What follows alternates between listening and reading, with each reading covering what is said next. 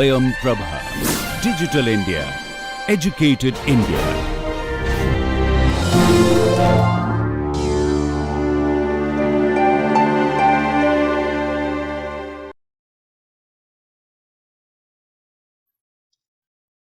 So, in the last session we had a informal introduction to the SSS star algorithm.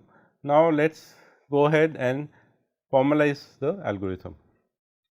We saw that SS star algorithm returns a strategy, and just to recap, a strategy is a subtree of the game tree in which you have one choice for max. Max has frozen max's choices, and you have to consider all choices for min, because you do not know what min will play, and we keep doing that till the end. So, the strategy that SS star or the algorithm that SS star pursues is to look for the best strategy, and it starts off with a cluster of partial strategies and keeps refining the best strategy. So, here is a version of SSS star which is iterative in nature. So, this gives the complete algorithm, and in the following slides we will look at each of the three possibilities in a little bit more detail. This iterative version of the algorithm, it maintains a priority queue, just as best first search algorithms that we have studied earlier did, and the nodes in the priority queue are the nodes in the game tree, and apart from the name of the node, it contains two possible values, that every node is going to be either live or solved.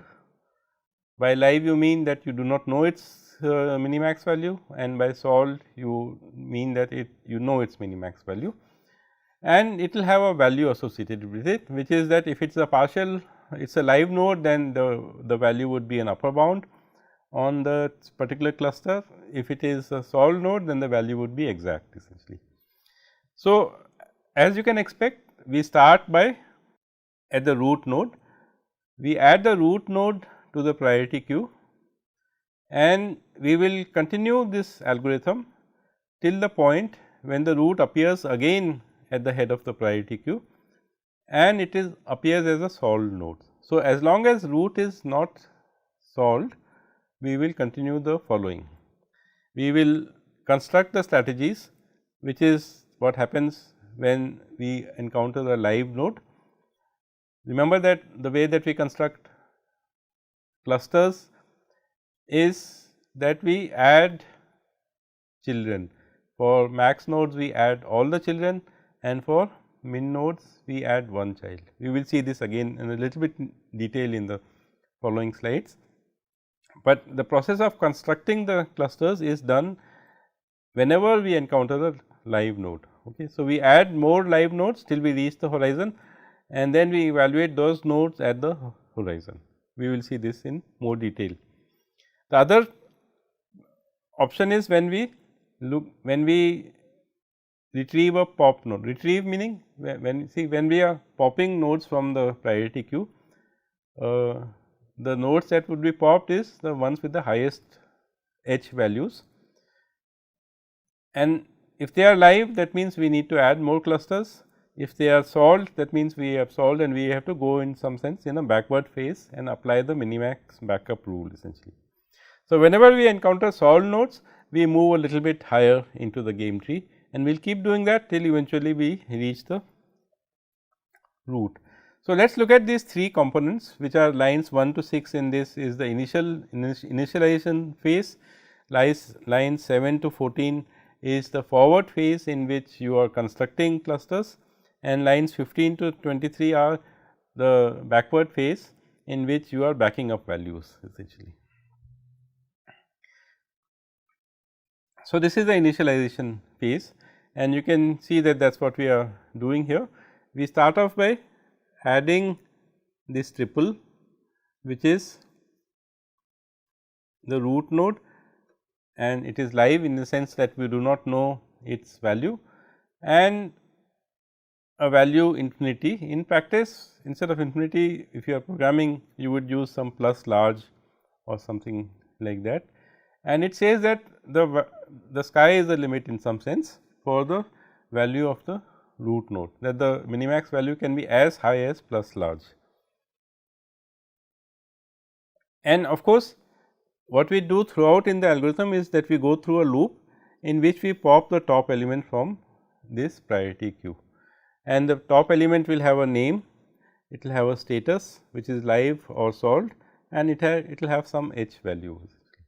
We will keep doing that, and because we are writing a algorithm which is iterative now, which is kind of going back from the recursive version to the iterative version, is that if the root comes to the top of the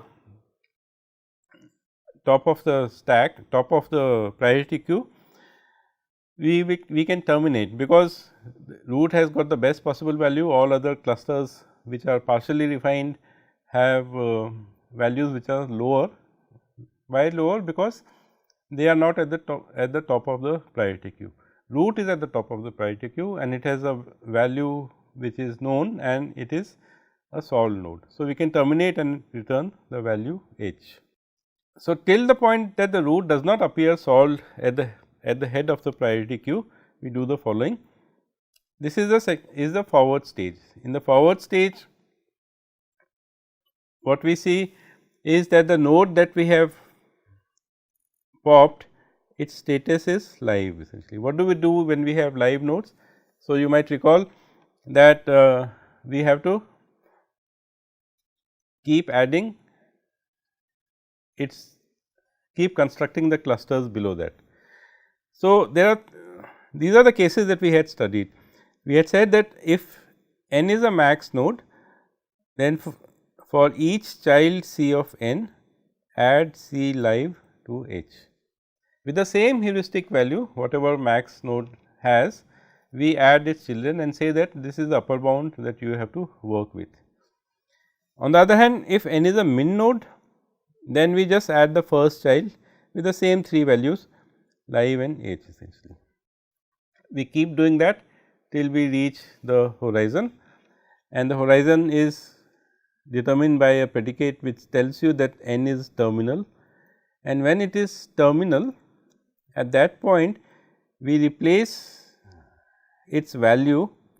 So, first of all we labeled it solved, which is not the case when we are generating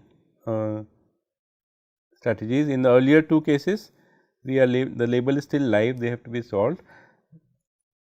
A cluster gets solved, a leaf gets solved only at the horizon, because at the horizon you apply the evaluation function, and so you apply the evaluation function to this node n, and you keep the minimum of what it got as a bound from the call that was made to it earlier when it was added. So, for example, remember that we are adding it with a value h in both these cases, and now we are popping it, we are when we have reached the horizon, we are saying it is solved, and also we are determining its value, and the value is going to be the smaller of the two values.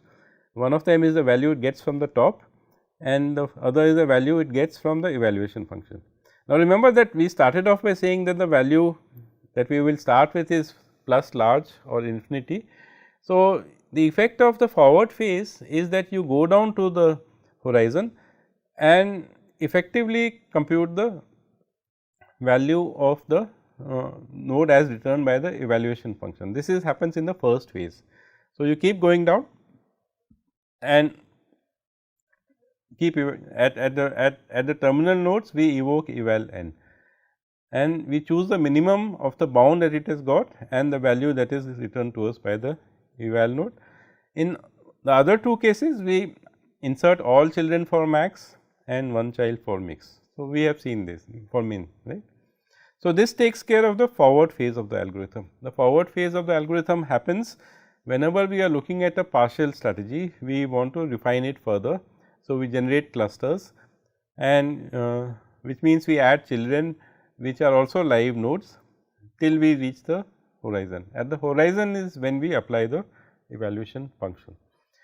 So, once you can imagine that when the cluster formation is happening, in our small example that we saw, there were 4 clusters. So, we constructed this tree, we traversed the tree downwards, selecting all children for max and 1 child for min, and at the lowermost level, at the horizon level, we had values for those 4 nodes, and those values are the values returned by the evaluation function.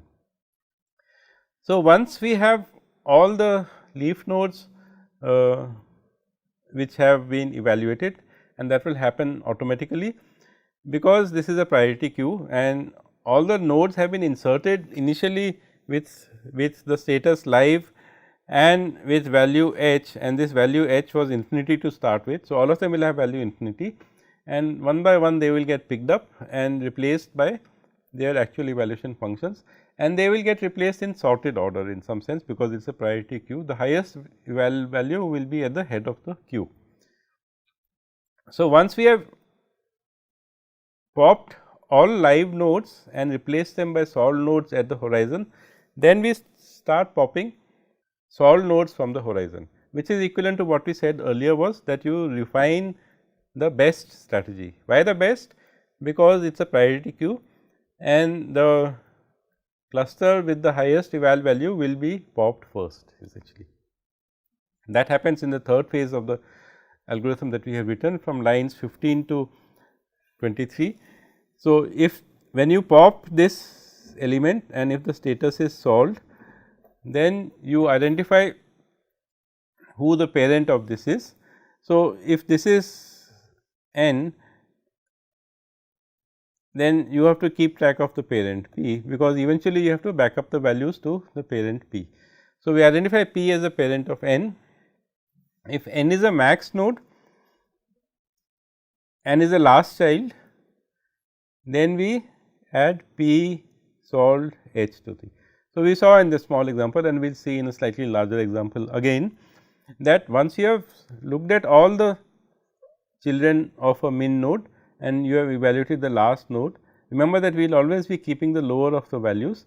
Once the last node has been solved, its parent can be labeled as solved essentially.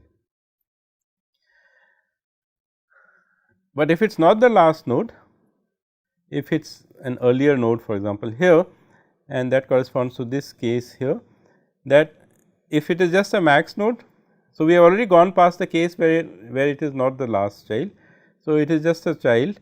So, what we do is we add the next child in this thing. So, if we have solved this one here, then we add the next child here and then make this add that to the priority queue. If n were to be a min node, for example, this p were to be solved, then because of the fact that it is solved completely, and even if this its parent had many other children, but this value is at the head of the priority queue and you have popped it from the head of the priority queue, which means it is going to be better than the other children. The other children are only partially refined, this node is completely refined. So, at this point you can go ahead and say that the root that its parent is also solved. So, that is the third case that we are looking at. If you have popped a solved min node, so remember it is a solved node and it is a min node, then we can just add its parent and say the label is solved and whatever the value of h is. Not only do we do that, because we know that its other children are not going to be considered any further, we can remove them from the priority queue. We no longer need to keep them.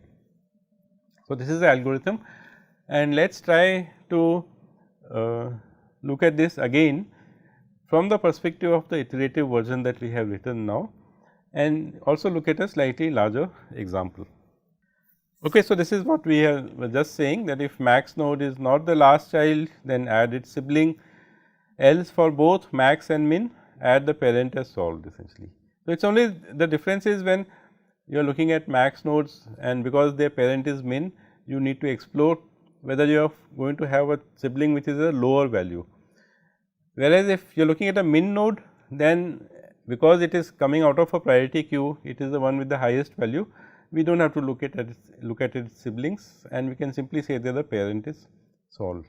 So, this is in some sense a key to this iterative version of this algorithm. So, let us look at an example and see how it works.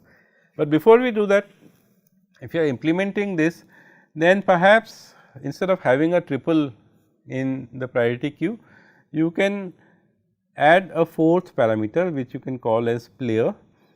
So, you have the name of the node as before, you have the status as before, you have the h value as before, but this fourth parameter called player can keep track of who you are talking about. Is it a max node or is it a min node? So, instead of saying that if n is max or if n is min, which of course, when you are writing the algorithm at a higher level, it makes sense. If you are implementing it, this might make it easier for you to check whether the node is max or min, because you are popping the node and you know whether this is max or this is min. The player parameter can take two values and you can check easily that the player is max, because that is what you get out of the pop node essentially. So, just a small programming note before we look at an example.